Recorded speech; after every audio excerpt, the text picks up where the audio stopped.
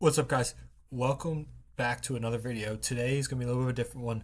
I'm going to be going over the Champions League match week one. Just quickly, each game, just a little quick, little few pointers, few things. I did not go through and rewatch every single one of these games, but I watched a couple of them live. I watched a couple of them back, watched some of the highlights. Um, if you guys didn't catch some of these games, want to go back and watch them on if you're US Paramount Plus, should be able to go back and watch pretty much these full games or wherever you are, watch the highlights. I'll go through, pretty much tell you my thoughts on them, my thoughts on the teams and what I saw. So we're just going to go through each day as it happened. So you can see here, I've got ESPN's website up, and this is pretty much by day, and it's also by really what time kickoffs were. The first two games here, Union Saint-Gilloise, Arsenal, Athletic Bilbao. These games. So we'll just work our way down. So starting Tuesday, Arsenal, Athletic Bilbao. Arsenal won this 2-0. They deserved to win. Martinelli, Trossard got goals. Martinelli's goal was a nice goal, running behind, great control, good finish. But I don't think this was a 2-0 win. I think 1-0 would have sufficed. I could have easily seen this being a draw as well. But Arsenal did deserve the win, in my opinion. They just had that little bit more cutting edge to them. But Athletic Bilbao definitely going to cause some teams some issues this year in Champions League.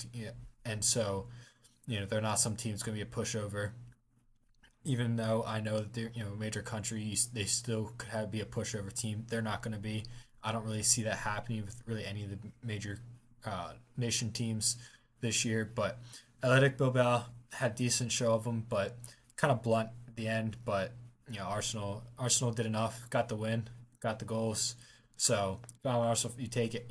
It is what it is. You take it. You can see here it says Martinelli scored just after coming on, and it was. He did score quite quickly, and it was a nice goal.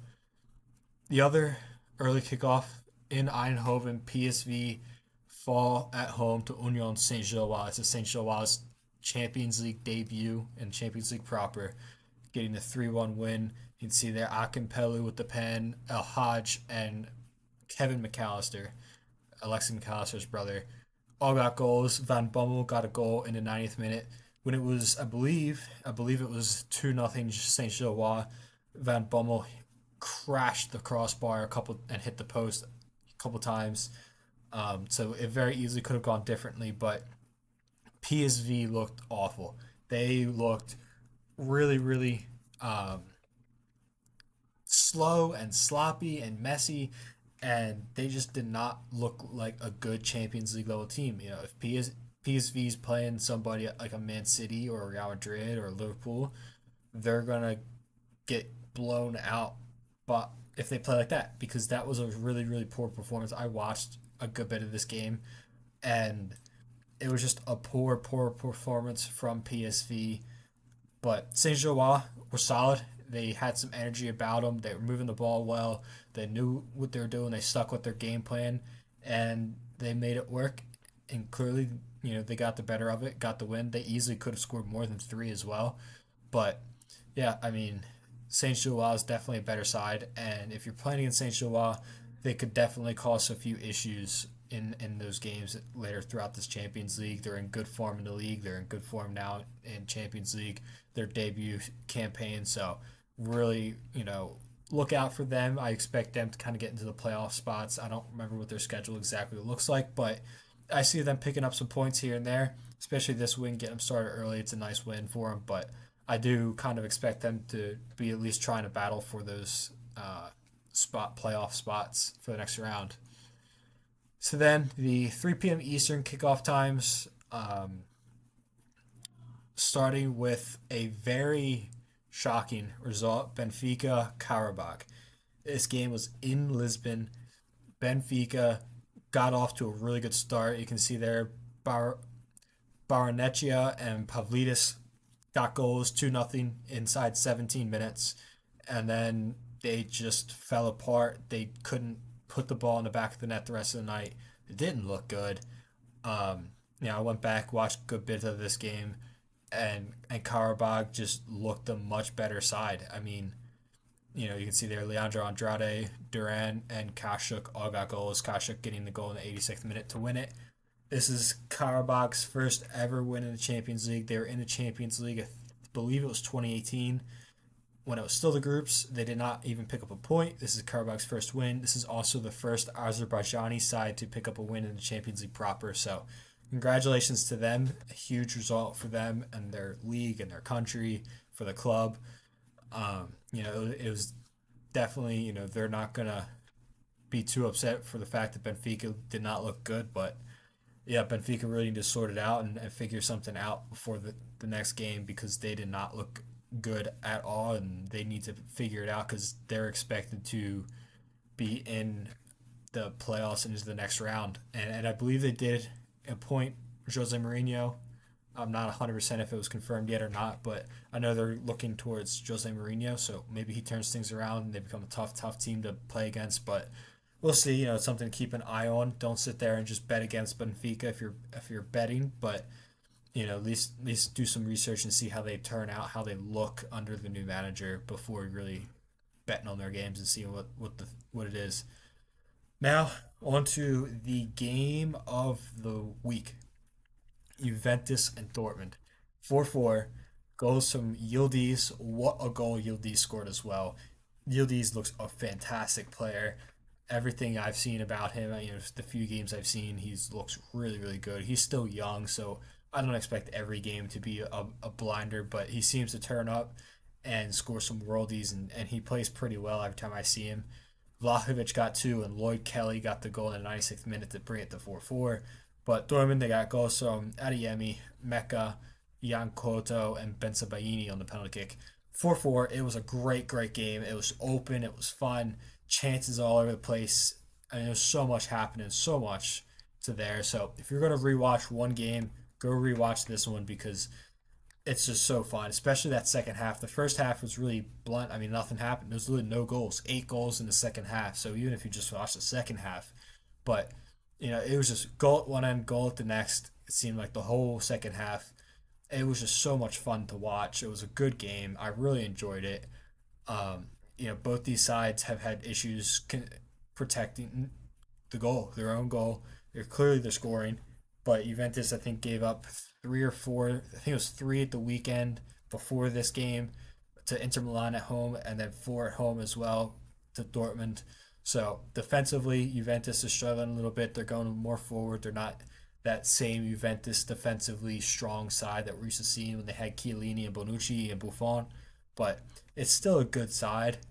But I don't. They're not Champions League contenders, and I think if they continue to give up goals like this, then it's going to be an issue, and they're going to really, really struggle. Now on to Real Madrid and Marseille. I do not like Marseille at all. Just the culture around the club and the players they have. Not a fan of it. I know Timothy Way is there. He got the goal, the American, but you know I just don't like the club too much. But I tell you what, they looked solid. They gave Real Madrid a lot of issues at the Santiago Bernabeu. Real Madrid got bailed out by 2 penalty kicks, especially that second one. I don't think that second one was a penalty kick. I mean, I don't know if you're slide tackling the ball and you don't get the man or the ball, your arm has to be on the ground. You can't just phase your arm inside your body and they call it a penalty kick because Real Madrid needed the win. And, it's whatever. I kind of expected it. I mean, 10 men.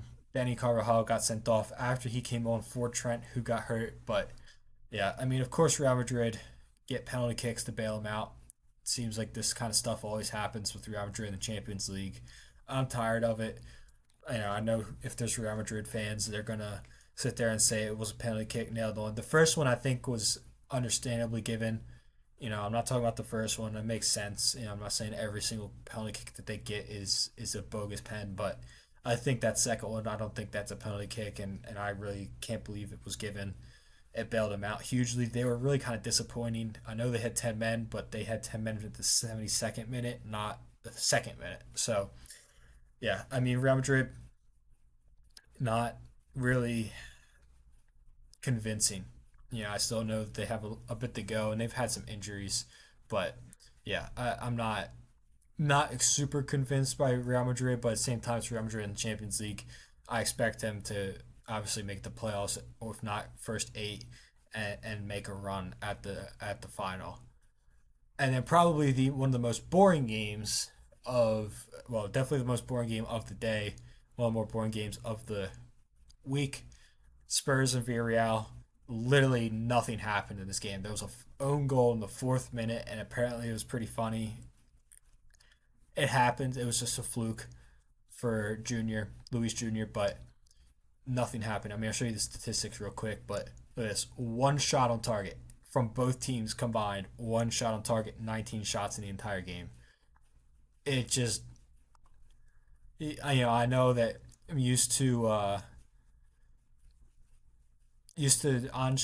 Ange ball at Spurs. Now Thomas Frank's in there. I know I've talked about on this channel before how much I like Thomas Frank as a manager, and I really think that he's turning Spurs in the right direction. But if Spurs play like that and get one shot on target throughout the Champions League, they're not going to go far because as soon as they come against PSG or Liverpool or even Atletico Madrid, Barcelona, they're out. They're done. They need to score goals. Now, granted, they did well defensively, but at the same time, you need to score goals to advance and to win games. They didn't do that really. They got a lucky own goal to get them the win. So I'm not sold on them. I'm also, Villarreal is one of the weaker sides from Spain that's in this competition. I'm not particularly sold on them this year either. Um, I really see them any big games coming up in the Champions League. If they play like a Bayern Munich or a PSG, if that's who they play, uh, yeah, I expect them to lose. I expect them to get into the playoffs, but I don't expect them to go very far. Now on to Wednesday, Wednesday the 17th. First game, Olympiacos and Paphos. Olympiacos are really, really disappointing. They have a decent side about them, but you got Paphos. Paphos goes down to 10 minute and 25th minute. Olympiacos at home in Greece, and they do nothing. I watched a decent amount of this game. I also watched a decent amount of the Slavia and Bodo Glimt game, but it was just bad. Like, I don't know what it was, but it just Olympiacos were so tame and blunt and boring. There was just no bite about it. It was like they almost looked like they were winning the whole time when they weren't. And Paphos are not a good side. I don't know how they got past Celtic. Like they're not bad defensively.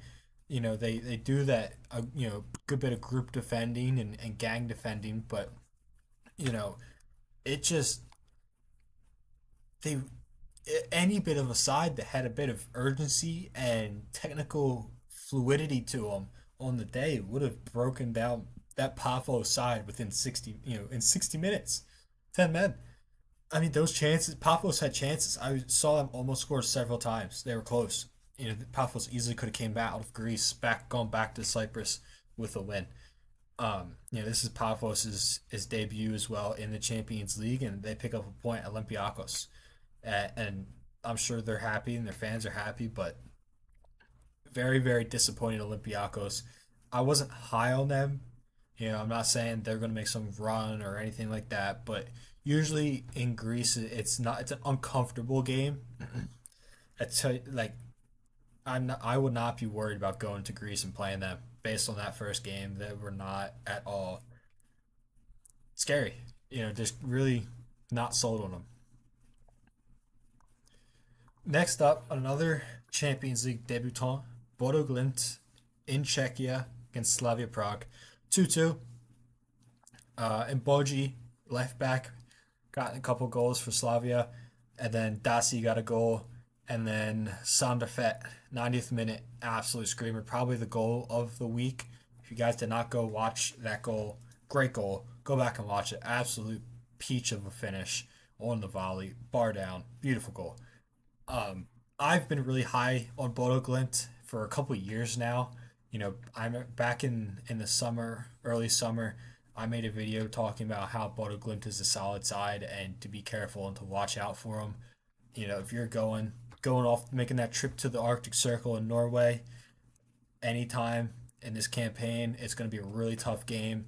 It's going to be a really awkward game. So don't be shocked if they pull off some good results throughout this campaign. They're the first Norwegian side in I believe 15 years to make it to the Champions League proper. It's their first ever Champions League proper campaign. They've been on a steady rise for the last few years. And quite frankly, I really kind of expected a draw here. I wouldn't have been shocked if they won, but I also wouldn't have been shocked that they lost because Prague, it's a tough place to go. Slavia is a good side, plenty of experience in this competition and in the Europa League. So I wouldn't have been shocked if they pulled off the win. I thought that was the direction it was going. Bodo Glimt made some subs. Basi came on and it really started to make a difference. And then they just went ahead and really turned up the intensity in the last quarter hour and they got the result. They got a couple goals and it was a good return for them and a good showing. And I know that their fans and the club is very proud of that. It's a small town that they come from and getting to this stage like this and putting on performances. It's no small feat, and I'm sure they're very very proud. But again, any games that are going to be in Norway, be wary of, be really smart about, look at them. I'm not saying that they're going to go and they're just going to run Man City off the park, but at the same time, if someone like an Ajax goes there, it's going to be uncomfortable, and I really would not be shocked if Bodo Glimt were to go ahead and take away a result and win that game.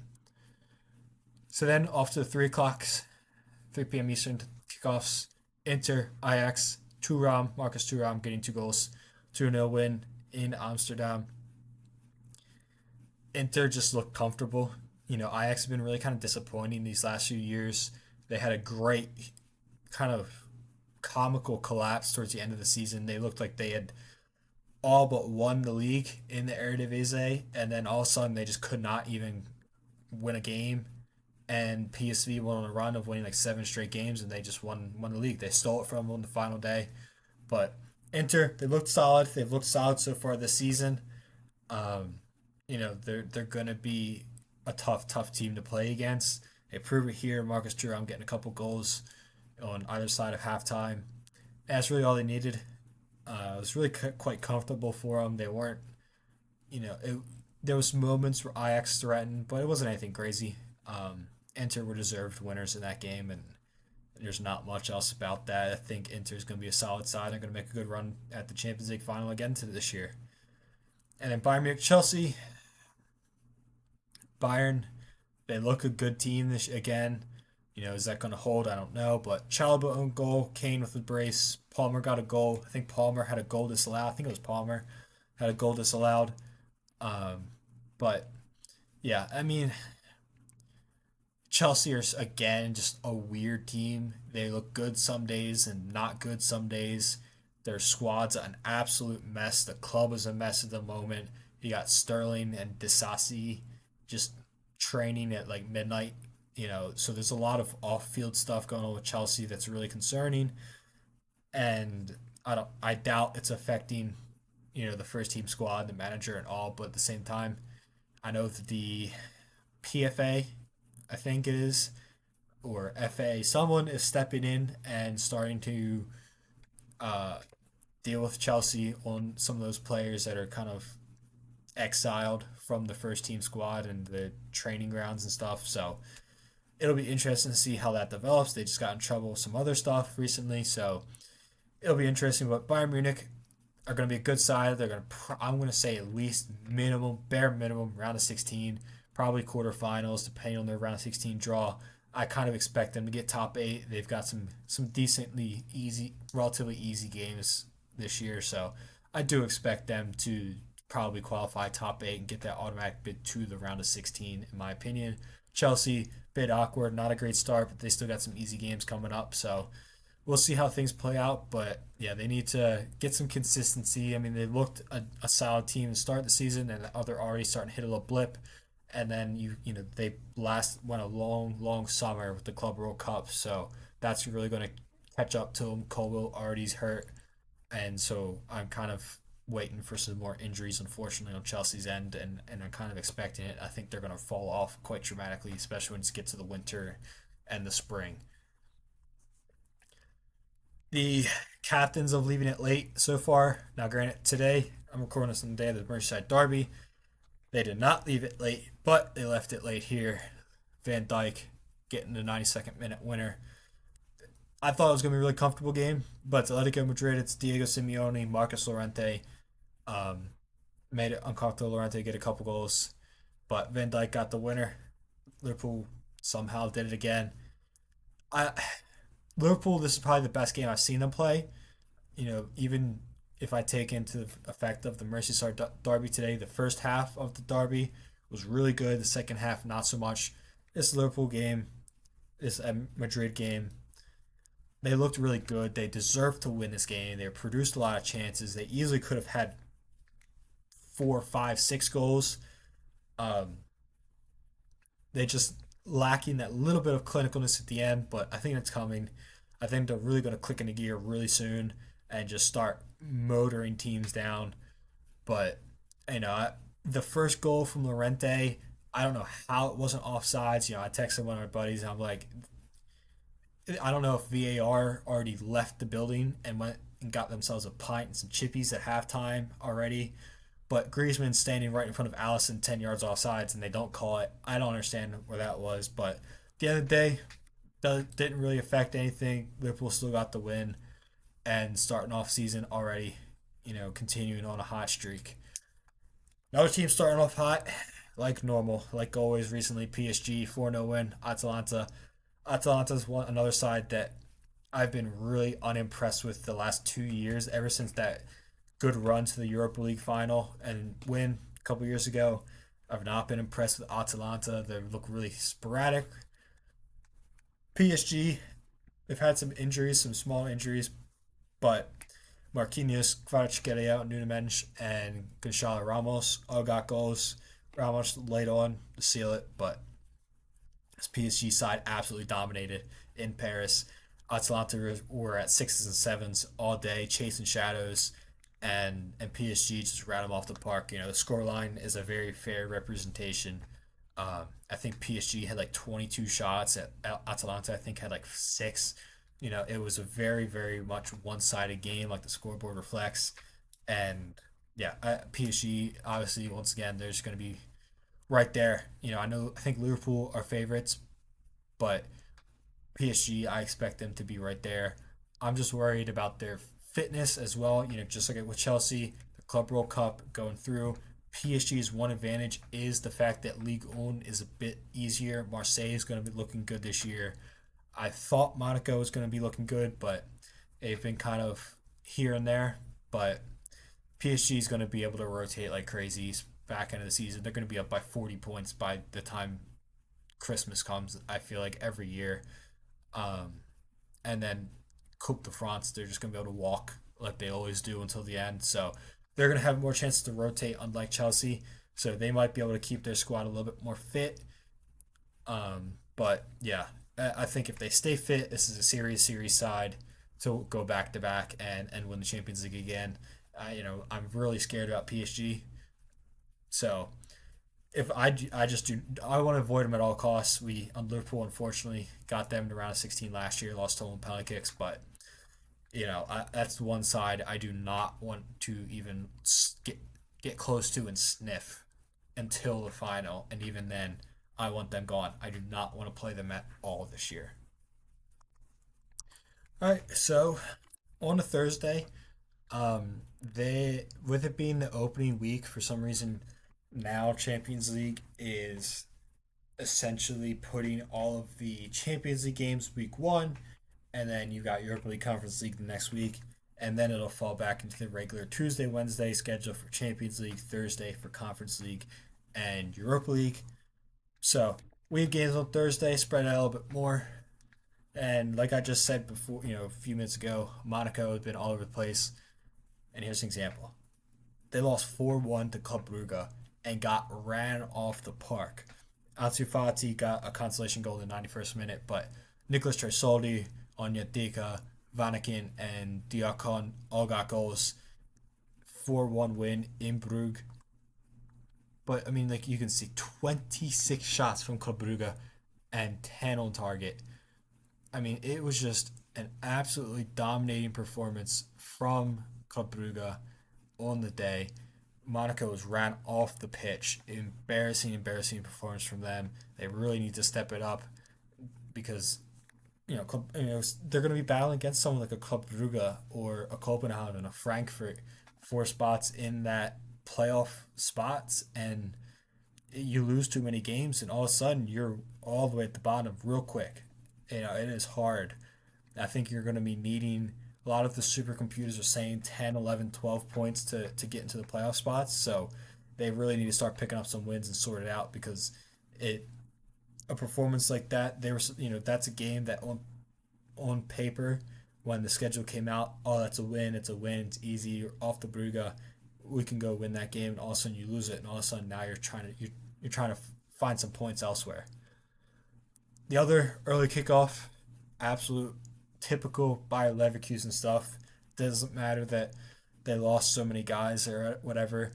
They weren't impressive at all. Games in Denmark, in Copenhagen, 2-2.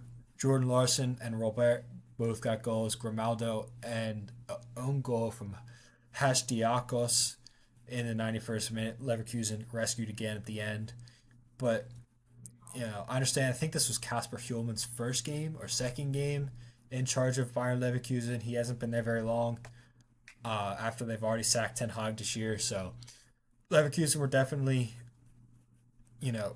fighting, and they were creating chances. I'm not saying it was an awful performance from them, but at the same time, again, just like Monaco, you look at that Copenhagen game, you think that's got to be a win. It's got to be a win, and in my opinion, that immediately takes them out of top eight contention in week one because you have to be winning games against teams like Copenhagen if you want top eight. And they were very, very lucky to rescue a draw. I'm not particular, this is not the Leverkusen when they had Verts and Frimpong and Xhaka and Hinkapie with Alonso as the manager. It's not that same team. It's a very different side already. And quite frankly, I think they're going to cause some issues. I think they're going to make games uncomfortable.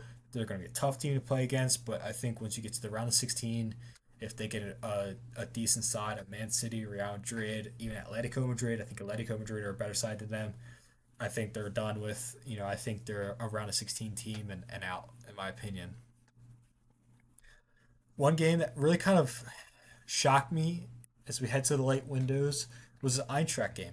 I expected Eintracht to win. It was in Frankfurt. Galatasaray, I wasn't 100% sure. I'm very back and forth on Galatasaray at the moment. Um, but I did not expect a 5-1 win from Eintracht.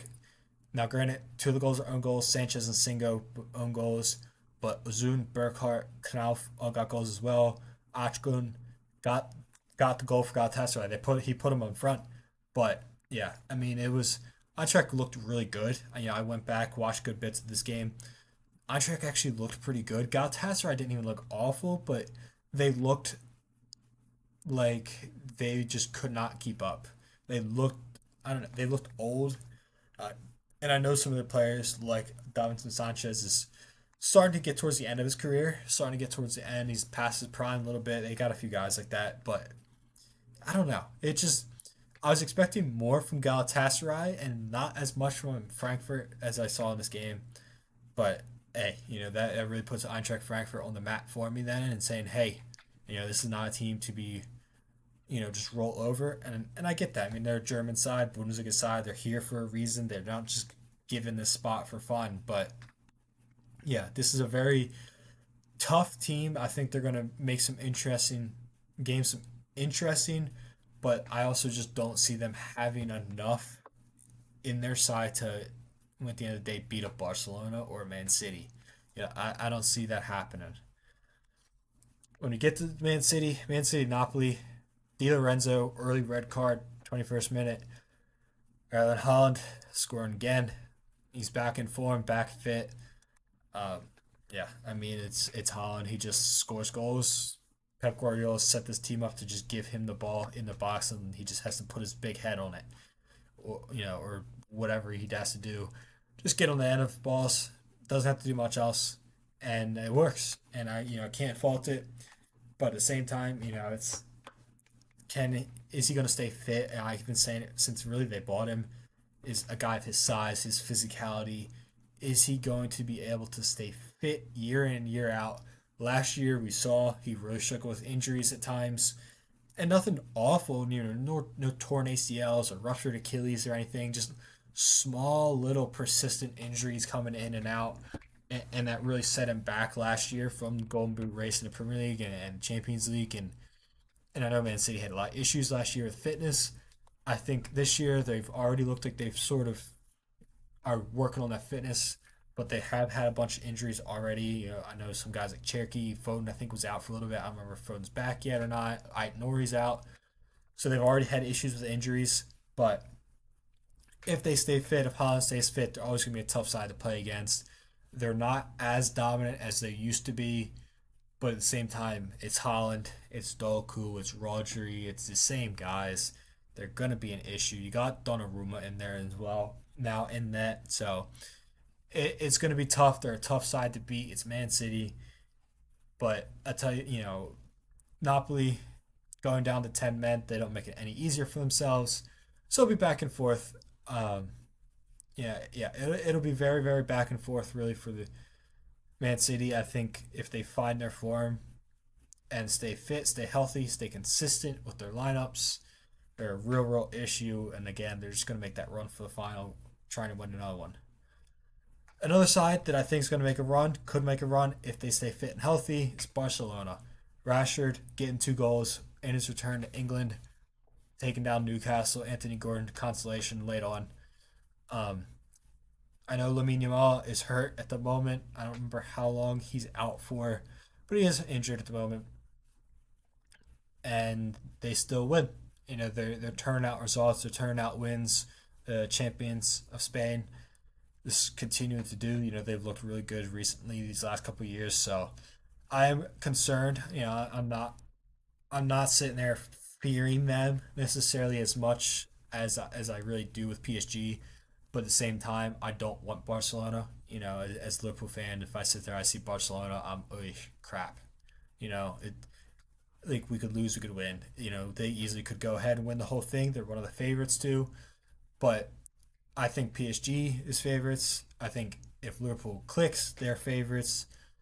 Um, yeah, obviously it's hard to look past someone like a Real Madrid just because it's Champions League. But yeah, I think Newcastle always Champions League games, big games at Newcastle are always tough, and they made it tough. But Newcastle, I'm not really fearing to make a big run in this competition. I see them just making the playoffs, and they'll get somebody a good side and go out to them.